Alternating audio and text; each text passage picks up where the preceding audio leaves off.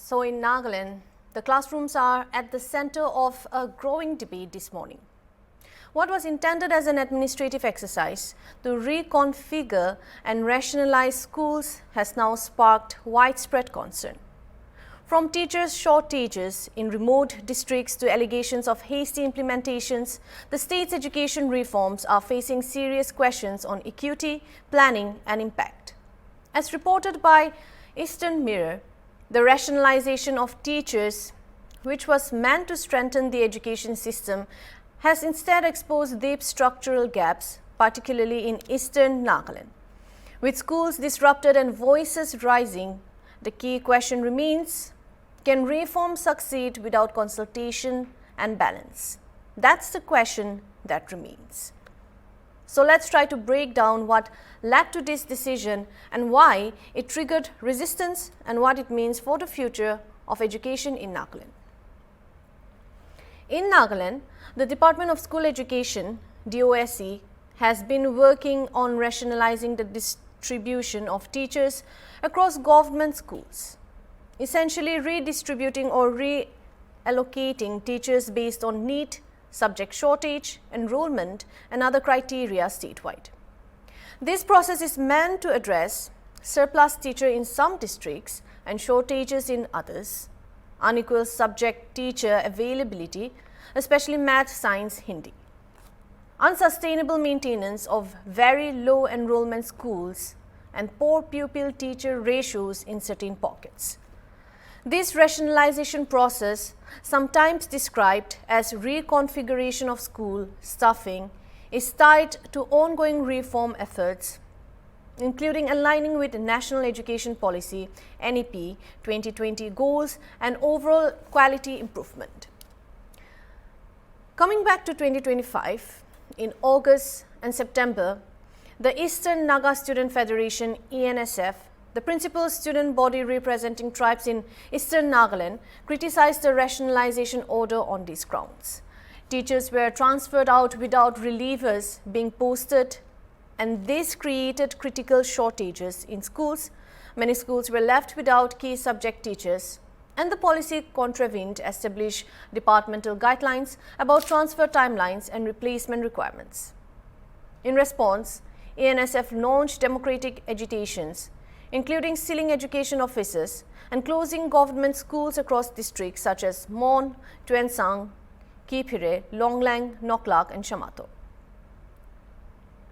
After the agitation disrupted routine schooling and public offices, the Nagaland government held an emergency meeting chaired by Chief Minister Nipurio and decided to reverse the movement of 33 teachers back to their original postings in the eastern districts, identify and transfer additional required subject teachers back to those districts, directly post new maths and science teachers where acute shortages exist, and convert some vacant posts into critical subject roles, which were to be filled by open recruitment. Here on your screen, you can see some of the schools that come down on the list. I have the list with me. The first one here is Kipire, where GPS Old Mongar, GPS Shishimi, GPS Cure, and in Longlang, it's the GPS Yongshi B. Coming to Mokokchung, GPS Anaki A, in Mon, GPS Kongnam B, and Newland, GPS Tohoku, Pek, GPS Chezesu Nasa, and in Meluri, GPS Yishisota, GPS Ngzao, in Tuan Sang, GMS Sangdang, and in Shamator, GPS Kelongru. Now moving on to Woka, where GPS Tsopo, GPS Chudi, GPS Ari New, GPS L Yantang Village, GPS Yimza, GPS Doyang Hydro Project R Bank, GPS Yon Chucho, GPS Chujanpen, GPS Leo Woka Old, GPS Lishio, GPS Kumchoyan, and in Zuneboto, GPS Asuko A, GPS Kekivi, GPS Atunaguka, GMS Vekuho New, GPS Pishu B, GPS Tsuruhu, GPS Kuguku, GPS Ikie, GPS Kishito, GMS Sataka Village, GPS Akhaku. As we see on the list, Waka and Zunebotoa are topping the list with more schools on the list that are under configuration. Following this, ENSF suspended its agitation to pursue negotiated talks. The rationalization of teachers in Nagaland was undertaken to address long-standing imbalances in the education system. We all know the education system in Nagaland is not the best, including very low enrollments in many schools, uneven availability of subject teachers, and surpluses in some districts alongside acute shortages in others. Such redistribution had been a recognized administrative tool, supported by the Right to Education Act, and has aligned with the state's broader push for a quality and efficiency-driven reforms under the new education policy, aligned education reconstructing. However, the exercise became contentious due to the manner in which it was implemented. It's safe to say that stakeholders have the right to feel that there had been inadequate consultation, insufficient assessment of local needs, and a failure to follow proper procedures, such as ensuring replacement before transfers. This led to a trust deficit between communities and the education department. The situation was further aggravated by the direct impact on students' right to education, as teacher shortages, especially in remote areas, disrupted learning and risked school closures.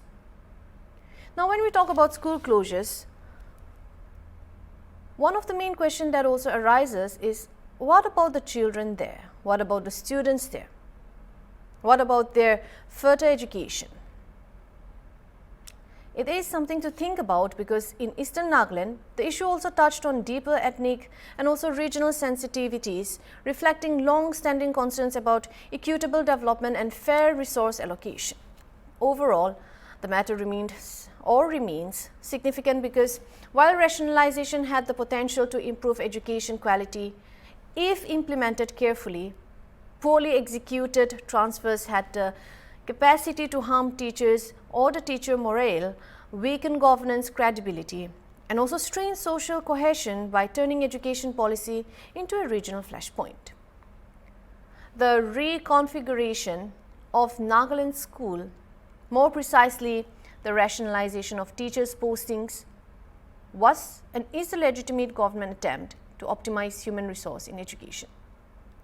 However, implementation gaps coupled with inadequate stakeholder consultation sparked agitation by student bodies representing eastern districts. The resulting government reversal of some transfers show a responsive but contested policy process. Now, this is important but not inherently harmful. Rather, it signals how structural reforms must be carefully contextualized in regions with distinct socio-cultural dynamics to ensure they strengthen education without marginalizing communities.